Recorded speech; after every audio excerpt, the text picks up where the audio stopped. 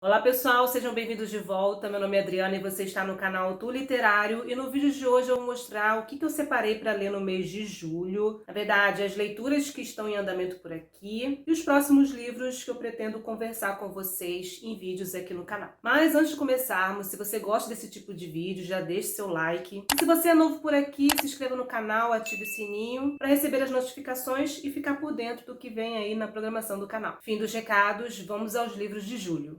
O primeiro livro que eu vou mostrar para vocês e que a leitura está em andamento é Dom Quixote. Estamos lendo o volume 2. Eu parei no capítulo 24, na página 150. Esse livro, ele faz parte da leitura coletiva do Clube Tour Literário de Calhamaços e iremos finalizar essa leitura no mês de agosto. Então, com relação a esse primeiro bloco de leitura, eu achei que o segundo volume ele começou muito bem, prendeu bastante minha atenção, eu achei incrível. Também gostei muito aqui da história de Quitéria, sobre o casamento, muito interessante, foi uma parte que prendeu bastante minha atenção. E também um momento em que Dom Quixote ele entra num túnel, algo assim, tem uma experiência um tanto diferente. Então até a página 150, até esse momento, essas foram as partes que prenderam mais a minha atenção, chamaram mais a minha atenção, mas durante a leitura tiveram altos e baixos, algumas partes que eu achei um pouco mais arrastada, mas de modo geral, toda vez que eu pego Dom Quixote para ler, é sempre uma experiência maravilhosa, eu me divirto bastante. É interessante porque aqui logo no começo, ele, após um intervalo muito grande com relação ao primeiro volume, né, que ele vai escrever esse segundo, ele retoma aqui dentro mesmo da narrativa alguns episódios que aconteceram no volume 1 e que ficaram um pouco sem explicação, ou que as pessoas, os leitores da época e a crítica da época falaram a respeito do primeiro volume, né, que foi um grande sucesso, mas também fizeram críticas. E aí ele vai aqui, dentro da própria narrativa, justificar determinados episódios, determinados acontecimentos, e eu achei isso incrível. Uma outra coisa que eu também achei interessante é que com relação, por exemplo, ao primeiro volume, a gente tinha alguns momentos em que Dom Quixote, ele se afastava, né, da história, e a gente acompanhava outras histórias como se fossem contos aqui dentro do romance. E aqui o que eu tenho percebido até agora é que mesmo essas outras histórias têm a participação de Dom Quixote. Como, por exemplo, eu falei aqui com relação à história de Quitéria, né, uma história um tanto longa aqui no livro, e conta também com a participação de Dom Quixote nesse episódio, que é bem interessante. Eu gostei bastante. Não esperava que fosse acontecer isso no casamento de Quitéria. Muito interessante. Então é isso. Nesse mês de julho eu vou continuar a leitura de Dom Quixote. Pretendo avançar bastante aqui com o livro, porque vou aproveitar que julho é o meu mês de férias e eu não vou viajar nesse mês, né? Nesse recesso. Tem poucos dias de recesso. E aí eu vou aproveitar para, enfim, poder dar um gás aqui e poder adiantar essa leitura. Bom, outro livro que eu separei para ler no mês de julho, na verdade, eu já comecei a leitura. Eu estou lendo Nada de Novo no Front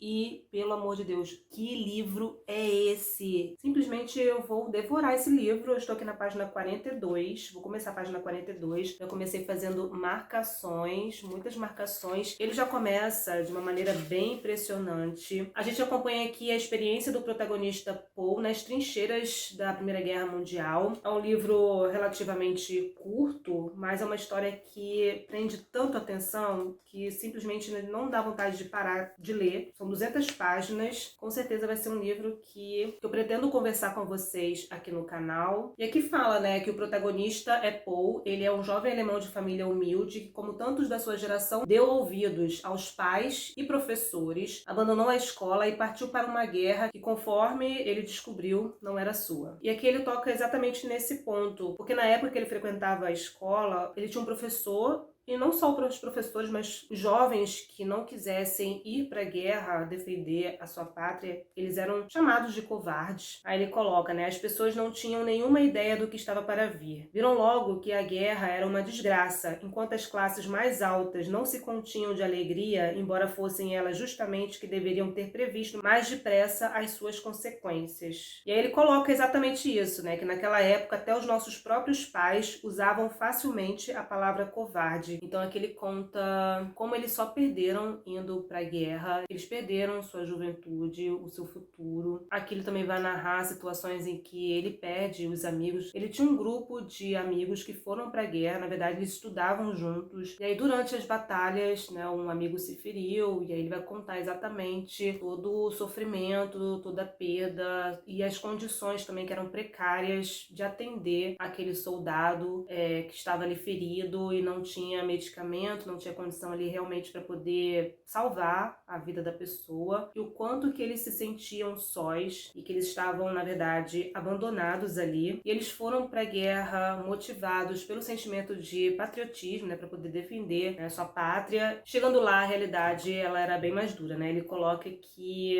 o primeiro morto que vimos destruiu, né, toda a nossa convicção. O primeiro bombardeio nos mostrou nosso erro e debaixo dele ruiu toda a concepção do mundo que nos tinham ensinado. E ele coloca assim, né, enquanto eles continuavam a escrever e a falar, víamos os hospitais e os moribundos. Enquanto proclamavam que servir o Estado era o mais importante, já sabíamos que o pavor de morrer é mais forte, porque ele conta aqui sobre a influência e a pressão que a sociedade ela fazia para os jovens, né, irem para a guerra, os pais, os professores, enfim, a sociedade em geral e como eu falei, né, eles, caso se recusassem ir para a guerra, eles eram chamados de covardes e eles foram motivados por esse sentimento de patriotismo, né? Ele coloca, amávamos nossa pátria e avançávamos corajosamente em cada ataque. Ficamos terrivelmente sós e sós tínhamos de nos livrar de toda essa embrulhada. Ele vai contando também como foi a morte, tanto dos seus amigos, como também outros soldados, companheiros de batalha. E aí ele coloca, não passávamos de uma turma de 20 jovens, não dispunhamos de planos definidos para o futuro, e apenas uma minoria possuía ideias precisas sobre uma carreira ou uma profissão para orientar sua existência. Em compensação, estávamos cheios de ideias vagas que emprestavam à vida, e também à guerra um caráter idealista e quase romântico. Recebemos 10 semanas de instrução militar. Nesse período, sofremos uma transformação mais radical do que em 10 anos de escola. Ele compara a situação com os soldados que eram mais velhos, mais experientes. Por exemplo, os soldados mais velhos possuem laços firmes com o passado, têm mulheres, filhos, profissões e interesses já bastante fortes para que nem a guerra possa destruí-los. Nós, os de 20 anos, no entanto, temos somente nossos pais e alguns deles, né, possuíam uma garota, uma namorada. A guerra foi um dilúvio que nos arrastou. Para os outros, para os mais velhos, ela foi apenas um intervalo. Consegue pensar no tempo que virá depois. Mas nós fomos apanhados por ela e não sabemos o fim de tudo isso. Apenas sabemos, por hora, que nos embrutecemos de uma maneira estranha e dolorosa, mesmo que muitas vezes nem sequer fiquemos tristes. O quanto que, por eles serem jovens, o quanto que isso mudou radicalmente a personalidade e a vida desses rapazes que foram para a guerra. E também a quantidade de baixas que tem, né, numa batalha, a quantidade de mortos, de 150, iam para a batalha, voltavam 80, e aí eles recebiam novos soldados, todos ainda muito jovens, quase crianças. E é isso, ainda estou no começo, na página 42. Em breve a gente conversa sobre Nada de Novo no Front. Se você já leu, deixa aqui nos comentários o que você achou. Bom, o próximo livro que eu separei para ler em julho, na verdade esse livro aqui eu já estou lendo desde o mês passado, mas vou finalizar agora em julho, é O Mestre de Go. Eu estou na página 146. E eu estou achando esse livro bem interessante porque ele fala de toda a atmosfera que envolve o jogo chamado aqui Go, mas não é simplesmente um jogo, esse aqui também é considerado uma arte e também tem um aspecto intelectual. E a gente acompanha a disputa entre dois jogadores. Um é o mestre de Go, ele é invencível, né, nesse jogo. E ele tá jogando com um que já foi seu discípulo, que é o Otaki.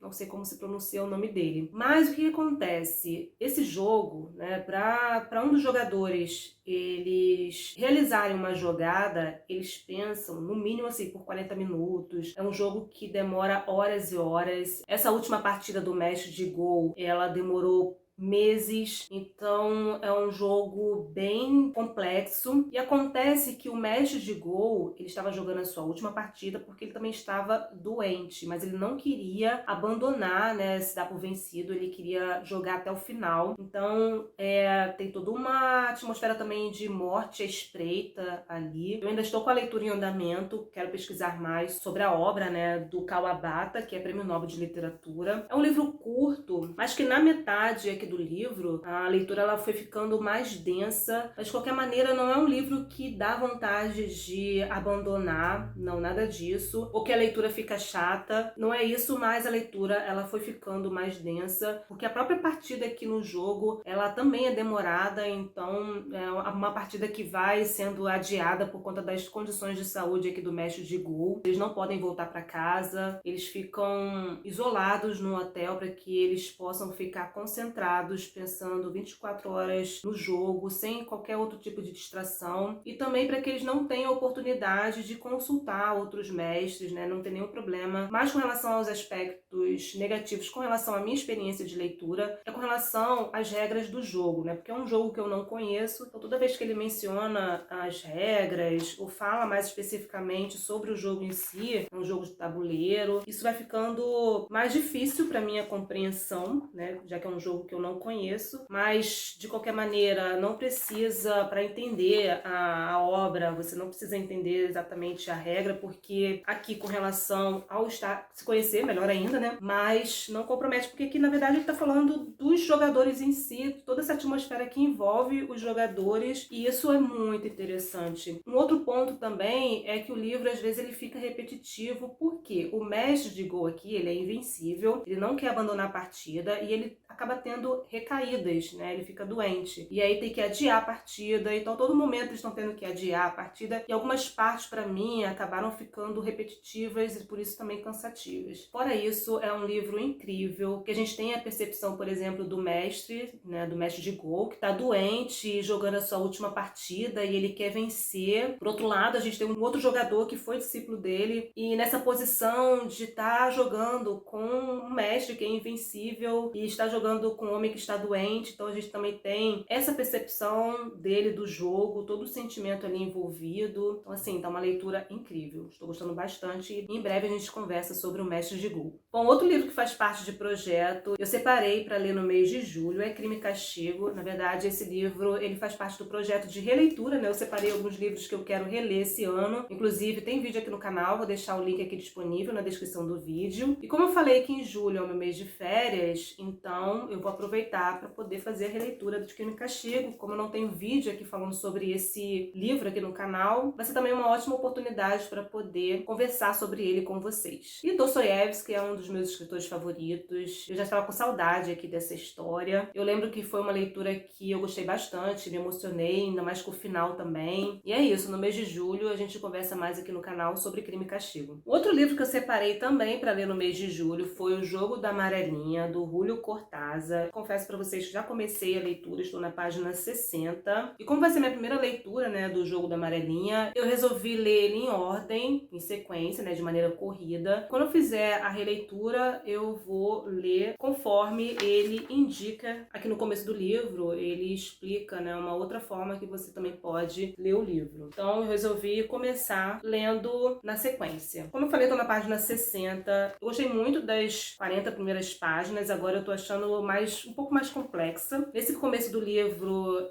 a gente acompanha aqui a relação entre Oliveira e Maga, e ele fala bastante, né, sobre a personagem Maga, os encontros que ele tem com ela pelas ruas de Paris. Na verdade, ela é do Uruguai e ela está na França, e aqui explica como que ela foi parar lá, como que ela chegou até Paris e o que ela pretende naquele lugar. E Oliveira, se não me engano, acho que ele é argentino, ele é um intelectual, por enquanto também ainda não sei o que ele está fazendo em Paris, ainda não sei. Mas aqui a gente acompanha também ele tem um grupo de amigos ali em Paris que formam o Clube da Serpente. Então, nesse momento que eu estou, né, na página 60, tem a sede desse clube e aí eles se encontram e escutam música, conversam sobre assuntos filosóficos. E é bem interessante aqui porque eles mencionam vários livros, autores de literatura. Então, tem sido interessante essa parte. E também outras partes que são bem mais complexas. para mim. Mas está sendo uma delícia